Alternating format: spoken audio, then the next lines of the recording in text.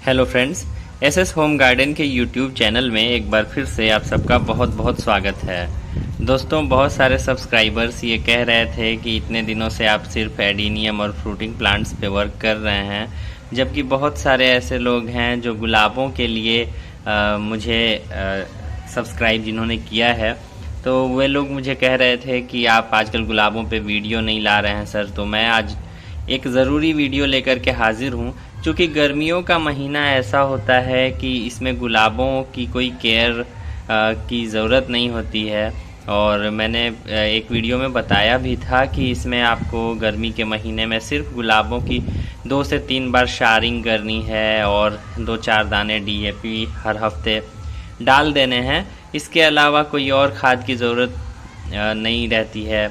फिर एक वीडियो में मैंने बताया कि गर्मियों में ऑर्गेनिक खाद हम डाल सकते हैं, क्योंकि केमिकल खाद से जलने का खतरा होता है। तो मैंने बताया था एक वीडियो, और फिर एक वीडियो दूसरी बनाई थी जिसमें मैंने सुपर सोनाटा को यूज़ करने को बताया था गर्मियों में, जिसका कुछ लोगों को बहुत अच्छा रिस्पांस मिला है। और उसमें दिक्कत ये थी कि सुपर सोनाटा हर जगह इजीली अवेलेबल नहीं था। तो इसके अलावा कोई और ज़रूरत नहीं मुझे महसूस हुई कि मैं गुलाबों पे वीडियो बनाऊं, क्योंकि उस वक्त तो उन सबों गुलाबों में जो फ्लावर्स आते हैं उनको भी तोड़ ओड़ दिया जाता है, और कुछ ऐसा उनसे हमें फ्लावर्स नहीं लेने होते हैं, या फिर कोई बहुत गुलाब जो होते हैं अच्छे कंडीशन में नहीं होते हैं गर्मियों में, बस किसी तरह उन्हें चलने देना होता है ताकि ठंडियों में वो अपनी सुंदरता फिर से वापस पा सकें। तो इसलिए मैं वीडियो नहीं बना रहा था। लेकिन अब चूँकि अक्टूबर शुरू हो चुका है और हमारे यहाँ इस साल पता नहीं क्यों क्लाइमेट बड़ा अजीब तरीके से चेंज हो रहा है। कभी बहुत कड़ी धूप हो जा रही थी, कभी बहुत रात ठंडी हो जा रही थी, कभी बारिश 10-10 दिन तक होने शुरू हो जा रही थी और लगातार बारिश हो रही थी। तो ऐसे में एक काम जो हम सितंबर में करते हैं वो अक्टूबर में टल गया, और अब ये काम ज़रूरी काम आपको अपने गुलाब पे करना है, जिसकी वीडियो लेकर के मैं आज आप सबके सामने हाजिर हूँ। तो दोस्तों, ये काम जो है कैसे करना है और क्या क्या सावधानियाँ बरतनी हैं और क्यों ज़रूरी है काम, आगे वीडियो में जानेंगे। तो अगर आप पहली बार मेरे चैनल पे आए हैं तो प्लीज़ सब्सक्राइब कर दीजिए, फिर हम आगे बढ़ते हैं। और हाँ, घंटी वाला बटन दबाना मत भूलिएगा ताकि वीडियो की नोटिफिकेशंस आपसे मिस ना हो। दोस्तों, जो मंथ का वो समय जो होता है सितंबर अक्टूबर के बीच का, जिसमें दिन और रात के बीच में 8 से 10 डिग्री सेंटीग्रेड का फ़र्क आ जाता है। जो दिन का टेम्परेचर होता है उससे और रात के टेम्परेचर में 8 से 10 डिग्री सेंटीग्रेड का फासला होता है। दिन का टेम्परेचर 8 से 10 डिग्री ज़्यादा होता है और रात का टेम्परेचर 8 से 10 डिग्री कम होता है। ये वो वक्त होता है जब हमें अपने गुलाब की प्रूनिंग करनी होती है। प्रूनिंग करने का मतलब ये है कि हम इसकी सारी पत्तियां हटा देते हैं और सारे ये टिप्स जो हैं थोड़े थोड़े काट देते हैं। अब आप सोच रहे होंगे, एक अच्छे खासे बढ़ते पौधे के साथ इस तरह की बेदर्दी वाला काम करने की क्या ज़रूरत है, इतना हार्श स्टेप हम क्यों लेते हैं। तो दोस्तों, ये बहुत ज़रूरी है, क्योंकि पुराने जो ब्रांचेस होते हैं इनमें इनकी जो ऊर्जा होती है वो पुरानी हो चुकी होती है। जब हम इनकी प्रूनिंग कर देते हैं तो नए ब्रांचेस निकलते हैं, तो उसमें फ्लावर की क्वालिटी इम्प्रूव होती है, फ्लावर्स बड़े होते हैं, उनमें रंग उनका जो एक्चुअल होता है वो आता है और मैक्सिमम नंबर ऑफ़ फ्लावर्स आते हैं। पत्तियों की प्रूनिंग इसलिए कर देते हैं क्योंकि ये पत्तियां लगभग 6-7 महीने पुरानी होती हैं, तो इनमें जाहिर सी बात है फंगस या फिर कोई इन्फेस्टेशन, कोई ऐसी डिजीज़ आ जाती है, और जब वो फ्लावर आता है तो उसमें फ्लावर को उसके एक्चुअल शक्ल में, उसके एक्चुअल साइज़ में पहुंचने में वो बाधक बनती है और बहुत बार प्लांट ख़राब भी हो जाता है। तो ऐसे में ज़रूरी है कि हम इसे बिल्कुल नए तरीके से तैयार कर सकें। ये वैसा ही है जैसा कि बिल्कुल समझ जाए कि हम इस पौधे को नया शक्ल दे रहे हैं, नई एनर्जी दे रहे हैं, ताकि ये बिल्कुल नए तरीके से खिले। इनमें जो फ्लावर्स आएंगे वो बिल्कुल इस तरह से आएँ जैसे कि नए प्लांट में आते हैं। इसके लिए सबसे पहले हमें इसकी पत्तियों को हटा देना है।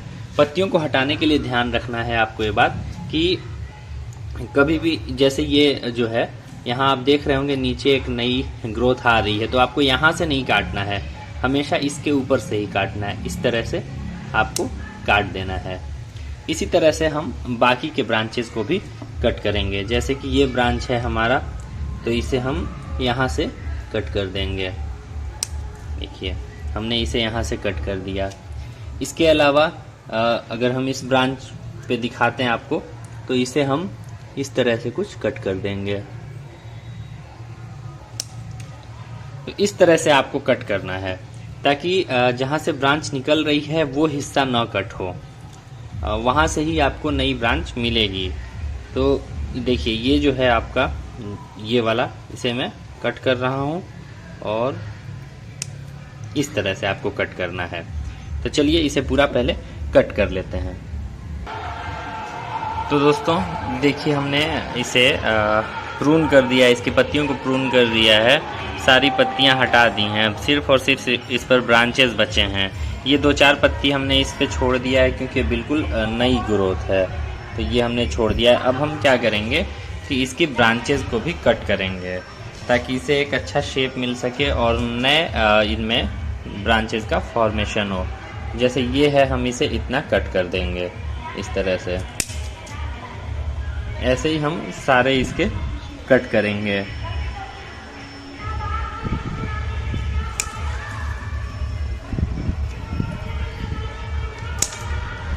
इस तरह से हम कट करेंगे इसको।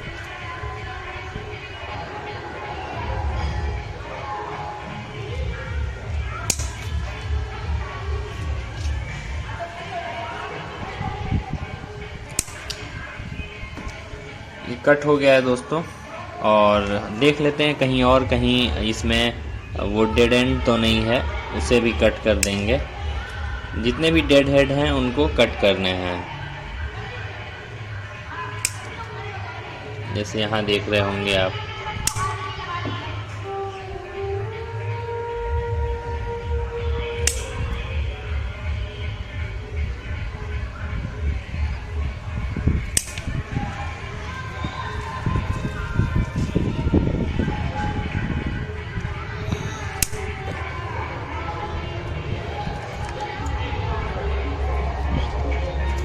दोस्तों अब ये प्रून हो गया है और बिल्कुल जैसा चाहिए, बस आपको ऐसे ही कर देना है।